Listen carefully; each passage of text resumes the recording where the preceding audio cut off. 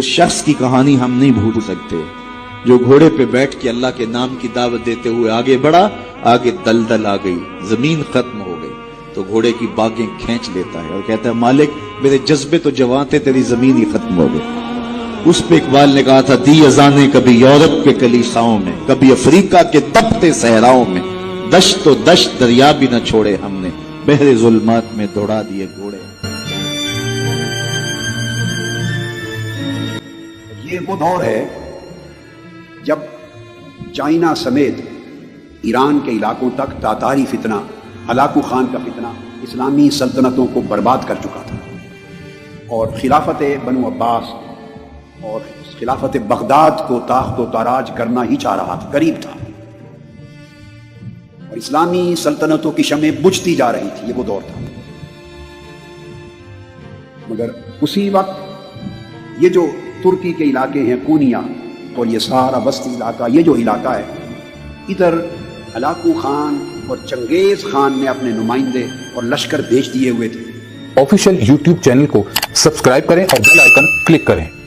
اور مسلمانوں کی سلطنتیں تیرا اوتار تھی، چھوٹے چھوٹے ٹکڑے تھے، الگ الگ چھوٹی چھوٹی ریاستیں تھیں، برائے نام کوئی سلطنت تھی، قبائل تھے، قبیلے تھے، ان کے حکمران تھے، ان کی اپنی چھوٹی چھوٹی فوجیں تھیں، کاروان سرا تھے، صوفیاء کی خانقاہیں تھیں، کوئی مسجدیں تھیں، جداگانہ ماحول تھا۔ اور جب کوئی سلطنت مؤثر نہ تھی تو اس روئے زمین پر لوگوں کے دلوں میں ایمان کی شمع صوفیاء کرام کے ذریعے روشن تھی، صوفیاء کرام کے وجود سے شمعہائے ایمان روشن تھی۔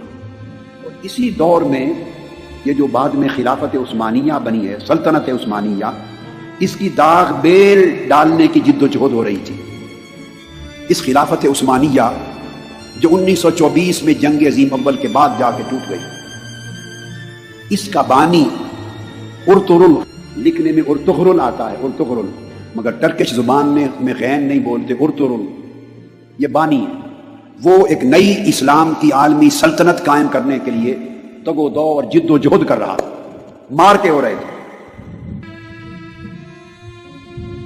656 ہجری کے قریب تاتاری فتنہ بغداد آیا ہے اور 22 سے 24 لاکھ مسلمانوں کا قتل عام کیا ہے، اور دریائے دجلہ ہفتوں تک 2.5 ملین مسلمانوں کے خون سے سرخ ہو کے بہتا رہا۔ 656 کے قریب یہ فتنہ یہاں پہنچا۔ ادھر مقابل سلطنت عثمانیہ کی تشکیل کی جد و جہد شروع تھی۔ ارطغرل یہ سلیمان شاہ کا بیٹا تھا، اور کونیا ہیڈ کوارٹر تھا سلجوقی سلطنت سلطان علاء الدین کا، اور یہ سلطان علاء الدین جب بادشاہ تھا تو ادھر مولانا روم آباد ہو چکے تھے، کونیا میں سیٹل ہو چکے تھے۔ یہ جو سلطان علاء الدین تھا سلجوقی، اس کی بھتیجی حلیمہ سلطان، اس کی شادی ہوئی ارطغرل سے، جس کو اردو میں لکھتے ہوئے ارطغرل بولتے، ارطغرل سے ہوئی۔ اس کے 3 بیٹے ہوئے، اس کا چھوٹا بیٹا اس کا نام تھا عثمان۔ اس ارطغرل نے تاتاری فتنے کے خلاف اور ادھر صلیبی فتنے کے خلاف جنگیں لڑ کر سلطنت عثمانیہ، ایک نئی عالمی اسلامی سلطنت کے قیام کی داغ بیل ڈالی، بنیاد رکھی، اور پھر اس کا بیٹا جوان ہوا تو اس سلطنت کا نام اس کے نام پہ رکھا گیا، سلطنت عثمانیہ یا خلافت عثمانیہ، جو پھر 1304 عیسوی میں قائم ہو گئی، 1304 عیسوی میں، اور 1924 میں جا کے پھر ختم ہوئی، جب کیلیفیٹ کا انسٹیٹیوشن توڑنے کا اعلان ہو گیا۔ یہ ضمناً ایک تاریخ کی چھوٹی سی جھلک تھی، وہ بتائی میں نے۔ یہ وہ دور تھا جب مولانا روم آئے۔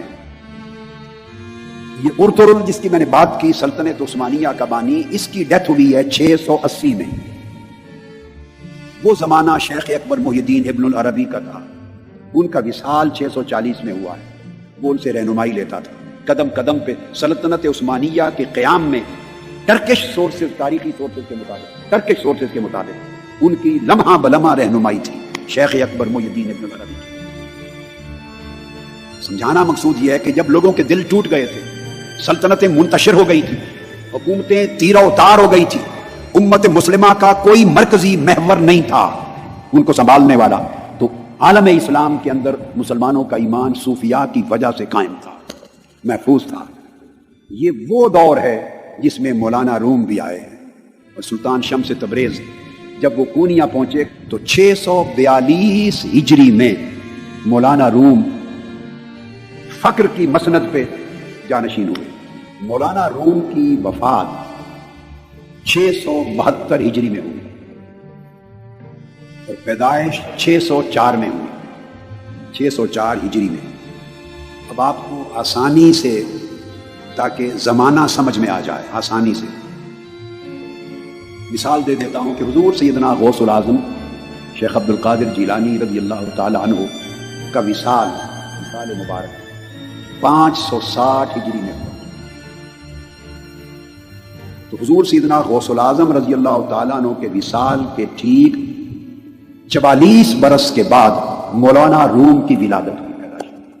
हुजूर गौसे पाक रज़ी अल्लाह ताला अन्हु की वफात के ठीक 44 बरस के बाद मौलाना रूम की विलादत हुई। ये आपको जमाने का अंदाजा बता रहा हूं।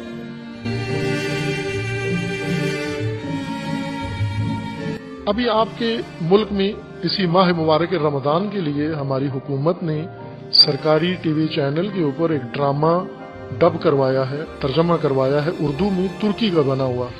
तुर्की के ड्रामे पाकिस्तान में, पूरी दुनिया में, खुसूसन मुसलमान दुनिया में शौक से देखे जाते हैं। एक अर्तगरल के नाम से ड्रामा है और लिखा गया, अखबारों में आया कि हमारे वज़ीर आज़म साहब का पसंदीदा ड्रामा है। अब ये जो ड्रामा आपके मुल्क में नशर हो रहा है, तारीखी ड्रामा है कि कौन शख्स है जिसकी शख्सियत ड्रामे में पेश हो रही है। ये सल्तनत उस्मानिया के बानी के बाप का ड्रामा है। सल्तनत उस्मानिया का जो बानी था उस्मान, वो इसी का बेटा था, अर्तगरल का बेटा था, और उसकी जिंदगी पर ड्रामा तुर्कियों ने बनाया है। ये ड्रामा पाकिस्तान में अभी नशर हो रहा है, मकबूल आम है और रोजाना अखबारों में हुकूमत इसका प्रचार कर रही है और खुद वज़ीर आज़म भी इसके बहुत आशिक है, इसके चाहने वाले। अब ये ड्रामा क्यों दिखाना चाहते हैं पाकिस्तानी हुकूमत में? आप जब पैदा नहीं हुए थे जवान, और बड़े पैदा हो चुके थे, छोटे थे उस वक्त, जब ज़ियाउल हक साहिब पाकिस्तान पर राज किया करते थे। सुल्तान यहाँ के फौजी जर्नल थे बनामे ज़ियाउल हक। उन्होंने पाकिस्तान को जिहादी बनाया, लश्कर बनाए, फिरकावारियत शुरू की, अफगानिस्तान की जंग में हिस्सा लिया, कश्मीर महाज खोला और क्या क्या उन्होंने, पंजाब के सिखों का महाज खोला और बहुत कुछ। पाकिस्तान पूरा उन्होंने जिहादी बना दिया। बच्चे बच्चे को, बूढ़े बूढ़े को उन्होंने जिहादी बना दिया। कलेशनकोफें और छोनियां और तरबियत और ट्रेनिंग, लश्कर, मुल्क के अंदर जिहाद, 2 जिहाद बनाए, अंदरूनी जिहाद और बैरूनी जिहाद। अंदरूनी जिहाद शिया मारने का नाम था और बैरूनी जिहाद अफगानिस्तान और कश्मीर जाने का नाम था। जब भी लोग जाते ट्रेनिंग लेने तो वो उन्हें पूछते थे कि अंदरूनी जिहाद करना है या बैरूनी जिहाद करना है। उस जिहाद का नतीजा फिर पाकिस्तान को ऐसा दामनगीर हुआ, जान नहीं छूट रही पाकिस्तान की, अभी भी नहीं छूट रही। पाकिस्तान हर सतह पे उससे मुतज़र्रर हो रहा है। ये जिहाद ज़ियाउल हक ने जो शुरू किया था वो बिल्कुल इसी तरह से शुरू किया था। उस वक्त एक नावल निगार थे पाकिस्तान के शुमाली हिस्से के, हजारा के रहने वाले नसीम हिजाजी।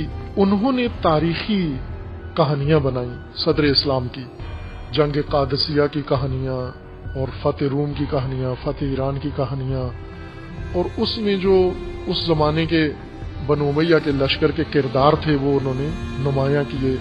तारिक बिन ज़ियाद, बहुत बड़ी शख्सियत, फातेह उंदलुस, उनकी जिंदगी पे नावल लिखा और कहानी बनी। फिर फलां टीपू सुल्तान, फलां फलां, एक एक करके सब की आखिरी चट्टान, तलवार टूट गई, फलां। उस वक्त स्कूल पढ़ता था मैं, और ये नावल और इनके ड्रामे, ये दोनों ही दिलचस्पी का महवर थे। और मुझे अभी भी याद आता है कि खुद हमारी भी शदीद रग़बत थी ये देखने में भी और पढ़ने में भी, और अक्सर उनके नावल उस वक्त पढ़ लिए थे स्कूल के ज़माने में। उनके अंदर एक ऐसी कशिश होती थी और ऐसा ड्रामाई अंदाज होता था। वो एक बहुत ही चीरादस्त कलमकार था, नावल निगार था नसीम हिजाजी। वो अफसानी और मफरूज़े यानी फर्जी तारीख, वो तारीख जो आज के हाकिम को जरूरत थी, आज का हाकिम जो करने जा रहा था, उसको अपनी मौजूदा नस्ल को उस तरह से उस कालब में डालने के लिए इन अफसानों और फिल्मों और ड्रामों की जरूरत थी اس لیے وہ انہوں نے سرکاری خرچے پر وہ لکھوائے، ڈرامائے فلما کے ان کو نشر کیا، اور ان کی تاثیر بھی ہوئی. ایسی تاثیر ہوئی پاکستانی جوانوں کے اندر کہ اب وہ پاکستانی نہیں رہا، اس 20ویں 21ویں صدی کا جوان نہیں تھا، بلکہ وہ اوائل کی صدیوں کا کوئی طارق بن زیاد بنا ہوا تھا، کوئی صلاح الدین ایوبی بنا ہوا تھا، کوئی وہ فاتح فلاں، کوئی فاتح فلاں بنا ہوا تھا. وہی بڑے بڑے نام جو آج لشکریوں کے آپ دیکھتے ہیں، ابو فلاں اور ابو فلاں، یہ اس ڈرامہ نگاری اور اس فلم نگاری اور اس طرز کا نتیجہ تھا. وہی پاکستان میں اب پھر شروع ہوا ہے، وہی کام اب پھر شروع ہوا ہے. یہ جو ڈرامہ ترکی میں بنایا ہے یہ تاریخی کردار ہے، لیکن فرضی تاریخی کردار ہے. ایسا ترکی میں کبھی بھی کوئی تھا نہیں، لیکن موجودہ ترک صدر وہ بننا چاہتا ہے، دوبارہ عثمانی خلافت کا بانی کا روپ دھارنا چاہتا ہے. اس روپ دھارنے کے لیے یہ ترکوں کے لیے اصل میں بنا تھا، لیکن جب پاکستانی حکمرانوں نے دیکھا کہ ہم بھی تو یہی مقاصد چاہتے ہیں، موجودہ پاکستانی جوان بھی اسی طرح سے تربیت کرنا چاہتے ہیں، تو انہوں نے وہ ڈرامہ وہاں سے لیا اور لے کے پھر اس کی پسند اور فلاں اور اس کے بارے میں ماحول بنا کے روزانہ آتا ہے، مقبول عام ہے، اس نے تہلکہ مچا دیا، اس نے غوغا کر دیا، اس ڈرامے نے وہ فلاں کر دیا تاکہ زیادہ سے زیادہ لوگ اٹھیں. اور پھر وہ ضیاء الحق والا فارمولہ کہ ڈرامے اور فرضیے دکھا کے کورونا کے دنوں میں ان سے یہ تاریخ کا ایک کردار ہے. یہ تاریخ نگاری ایک طرح سے ایک تاریخ نگاری ہے، جیسے اصحاب کاف بھی ایک تاریخ ہے جو قرآن کہہ رہا ہے. خوب یہ تاریخ آپ جو اس میں نگاہ کرو، اس تاریخ میں آپ کو کیا ملے گا؟ اس تاریخ میں آپ کو فرضی کردار نہیں ملیں گے، افسانوی کردار نہیں ملیں گے. اس تاریخ میں آپ کو اللہ کی سنتیں، قوانین خدا ملیں گے. آپ کو جو گزشتہ اقوام کے قصے ہیں، قوم نوح کا قصہ، قوم ہود کا قصہ، قوم لوط کا قصہ، قوم فلاں، ان تمام اقوام میں یہ اقوام وہ تھی جو آج جس صورتحال میں ہم مبتلا ہیں یہ اسی میں مبتلا ہوئی. کیوں ہوئی؟ کیوں ان مشکلات کا شکار ہوئی؟ قرآن کہتے ہیں جو ذرا ادھر جھانک کے دیکھو انہوں نے کیا کیا، پھر اپنی طرف لوٹ کر آنا، پھر اس سے عبرت لینا. عبرت یعنی عبور کرنا، اس قصے کو وہیں چھوڑ آنا، اس داستان کو وہیں چھوڑ کے پھر اپنے تک آ جانا، پھر اپنی مشکل کا جائزہ لینا. پھر آپ کو ان کی تاریخ سے اللہ کا قانون سمجھ میں آئے گا، اور اللہ کے قانون کو ہاتھ میں تھام کر پھر اپنی زندگی پہ اس کو موازنہ کرنا کہ ہمارے یہاں خلل کہاں پیدا ہوا ہے، ہم نے کیا کیا ہے، کیوں یہ ساری مشکلات ہمارے لیے اکٹھی ہو رہی ہیں. تاریخ کی طرف رجوع کرنا انسان کو بہت کچھ بناتا ہے. اگر آپ قرآنی تاریخ، انسانی تاریخ کی طرف رجوع نہیں کرو گے تو آپ کو عثمانی تاریخ، بنو امیہ کی تاریخ بنا کر فرضی ڈراموں کی شکل میں پیش کی جائے گی، اور آپ وہ بن جاؤ گے، وہ جہادی جو بنو امیہ کی تاریخ سے انسان بنتا ہے. آپ وہ عثمانی دور کے لوگ بن جاؤ گے، پاکستانی عثمانی خلافت کے لوگ بن جائیں گے جو اس دور میں بنے تھے. لہذا کیا بہتر نہیں ہے کہ ہم رمضان المبارک میں قرآنی تاریخ میں سیروا فی الارض، زمین کی سیر کرو کہ زمین پہ ہوا کیا ہے، قرآن کیا کہہ رہا ہے، اس کی طرف جائیں کہ یہ افسانہ نہیں ہے، محض حقیقت ہے. اور اس تفسیر میں بھی جا کر انسانی کردار نہیں دیکھنا، اللہ کا قانون دیکھنا ہے. سنن فسیروا قد خلت من قبلکم سنن، آپ سے پہلے یہ طریقے، یہ راستے جو آپ طے کر رہے ہو یہ پہلے بھی گزرے ہیں، ان پر لوگ پہلے بھی چلے ہیں. تم کیا کرو؟ فسیروا فی الارض، ان کے اوپر سیر کرو، ان کی طرف جاؤ، نگاہ کرو. فانظروا، پھر نگاہ کرو، اور اس میں تمہارے لیے بیان ہے، ہدایت ہے اور موعظہ ہے.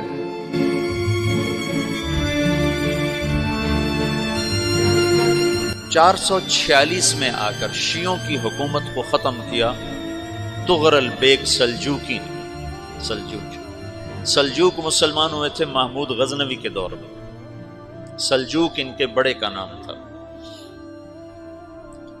تو ایک دفعہ محمود غزنوی نے سلجوک سے پوچھا اگر مجھے تیری مدد کی ضرورت ہو تو کتنے آدمی پیش کر سکتے ہو؟ تو اس نے ایک تیر دیا، کہا یہ ایک تیر ہے میرا، کسی کو یہ تیر بھیج کر میرے علاقے میں بھیج دو تو چند گھنٹوں میں 1,00,000 تلواریں تیرا پہرا دینے کے لیے تیار ہوں، میرے پاس اتنی طاقت ہے. تو یہ سلجوک کی نسل میں تھا طغرل بیگ. اللہ تعالیٰ نے جب عرب زوال کا شکار ہو گئے اور ضعف کا شکار ہو گئے.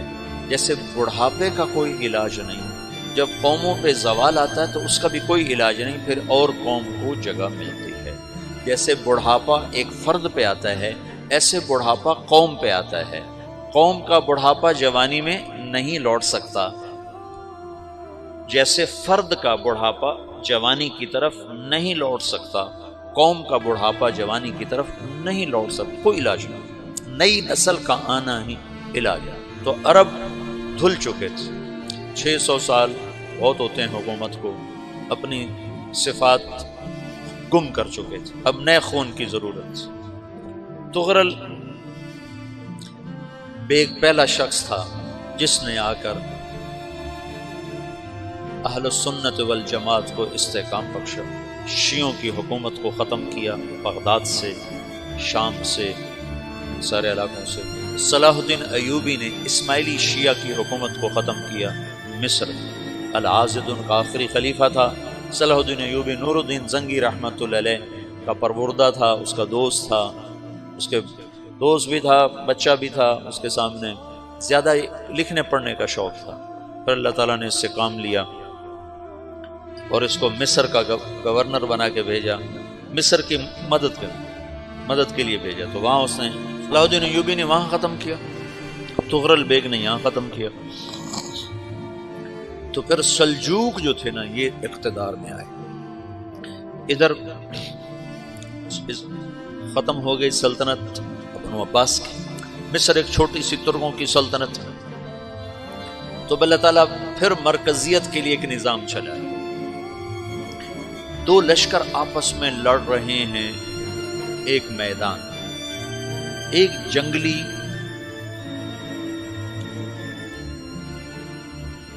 بدوؤں کا قافلہ، جنگل کے لوگ اپنے قبیلے کو لے کر، ایک جنگلی قبیلہ اپنے سردار کے ساتھ نقل مکانی کر رہا ہے ایک جگہ سے دوسری جگہ. اللہ کا نظام کہ یہ لوگ چلتے چلتے چلتے اس وادی میں پہنچ گئے جہاں جنگ ہو رہی ہے. 2 لشکر آپس میں لڑ رہے ہیں. جب یہ وہاں پہنچتے ہیں تو ایک لشکر کے قدم اکھڑ رہے ہیں اور دوسرا غالب آ رہا ہے. ان کو نہیں پتا شکست کھانے والے کون ہیں اور فتح پانے والے کون ہیں، ان کو نہیں پتا. اس جنگلی قبیلے کے سردار کا نام بھی تغرل ہے. تغرل. تو یہ سردار کہتا ہے جو شکست کھا رہے ہیں ان کی مدد کرو. کچھ پتہ نہیں کون ہے، کہتا جو شکست کھا رہے ہیں ان کی مدد کرو. تو 400 وحشی جنگلیوں نے فاتح لشکر کے پیچھے حملہ کر دیا. تو ایک کافی ہوتا تو 400 دوڑ جب تلواریں پڑیں تو چند لمحوں میں نقشہ بدل گیا. بھاگنے والے جم گئے اور جمنے والے بھاگ پڑے. جب جنگ ختم ہوئی تو شکست خوردہ لشکر کے بادشاہ نے ان کو بلایا. اسے پوچھتا ہے مجھے جانتے ہو میں کون ہوں؟ کہا نہیں. کہا تو تم نے میری مدد کیوں کی؟ کہا انسانی ہمدردی کی وجہ سے، تمہیں شکست ہو رہی تھی اس لیے تمہاری مدد کی. اور اس نے اپنا تعارف کرایا، میں ہوں سلیمان سلجوقی ترکی کا بادشاہ. مسلمانوں کا لشکر تھا اور تاتاریوں سے شکست کھا رہا تھا. تاتاری فتح پا رہے تھے، مسلمان شکست کھا رہے تھے. تو وہ اللہ کی غیبی مدد بن کر آئے. تو وہ اس سے کہتا ہے میرے ساتھ رہنا پسند کرو گے؟ تم نے میرے اوپر احسان کیا ہے، میں اس کا بدلہ دینا چاہتا ہوں، میرے ساتھ رہنا پسند کرو گے؟ کہنے کا کر لوں گا. تو اس کو لے کر ترکی آیا اور استنبول اس وقت روم کی حکومت میں تھا. اسے فتح کیا اس تغرل کے آگے 4 5 پڑپوتے محمد فاتح نے. تو یہ استنبول ہے، یہ ترکی ہے، بیچ میں ایک چھوٹا سمندر ہے، یہاں ایک جاگیر ہے. تو سلطان سلیمان کہتا ہے یہ جاگیر تجھے وقف ہے، ادھر سے رومی مجھے تنگ کرتے ہیں حملے کر کر کے، تو میرا دفاع کرتے رہنا، یہ جاگیر تیری. اس جاگیر پہ یہ اس نے اپنے قافلے کو آباد کر دیا، اپنے قبیلے کو، اور ایک چھوٹی سی حکومت بنا لی، جو ایک صوبہ سمجھو سلمان سلجوقی کا، وہ ایک چھوٹا سا صوبہ ہے۔ وہاں جب یہ رہ پڑا تو پھر یہ ایک شیخ کے بیت ہوتا ہے، وہاں شیخ طریقت ہے، ان کے یہ بیت ہونے جاتا ہے، وہ اس کو رات اپنے پاس ٹھہراتا ہے، تو ایک کمرے میں ان کو ان کا خادم ٹھہراتا ہے۔ یہ جب کمرے میں جاتا ہے تو سامنے دیوار میں تاکچے پر قرآن پڑا ہوا ہے، تو یہ تغرل بیگ کہتا ہے یہ کیا ہے، یہ کیا ہے؟ تو وہ خادم کہتا ہے یہ کتاب اللہ ہے، قرآن ہے۔ اچھا، وہ اس کو وہاں چھوڑ کے باہر چلا جاتا ہے۔ وہ دیہاتی آدمی، جنگل کا رہنے والا، پہلی دفعہ زندگی میں قرآن دیکھا، وہ کہتا ہے یہ قرآن ہے، اللہ کی کتاب ہے، میں اللہ کی کتاب کے سامنے سو جاؤں، کتنی بے ادبی ہے۔ تو اس نے ایسے قرآن اٹھایا اور سر پہ رکھ لیا اور کھڑا ہو گیا، ساری رات قرآن سر پہ رکھ کے کھڑا رہا۔ رات کے پچھلے پہر اس کو خواب آیا، کھڑے کھڑے اس نے دیکھا کہ اس کی پشت سے ایک چاند نکلا اور شیخ کی بیٹی کے سینے میں جا کر اتر گیا۔ پھر اس لڑکی کے سینے سے ایک درخت نکلا جو پھیلتے پھیلتے پھیلتے 3 بر اعظم پہ چھا گیا، افریقہ پر، یورپ پر، ایشیا۔ پھر اس کی آنکھ کھل گئی، وہ کھڑا ہوا ہے، تو اس نے صبح یہ خواب اپنے شیخ کو سنایا، تو انہوں نے اپنی بیٹی اس کے نکاح میں دی تھی۔ اس بیٹی سے ایک بچہ پیدا ہوا، تغرل بیگ نے اس کا نام رکھا عثمان، عثمانی ترک نام سنا ہوا، جو میں نے کل بتایا تھا کہ 1924 میں وہ خلافت ختم ہوئی، تو ایک بیٹا پیدا ہوا عثمان۔ عثمان نے پھر ایک نئی اسلامی حکومت کی بنیاد رکھی جو 1924 تک چلتی رہی، کوئی 800 سال یہ حکومت چلی۔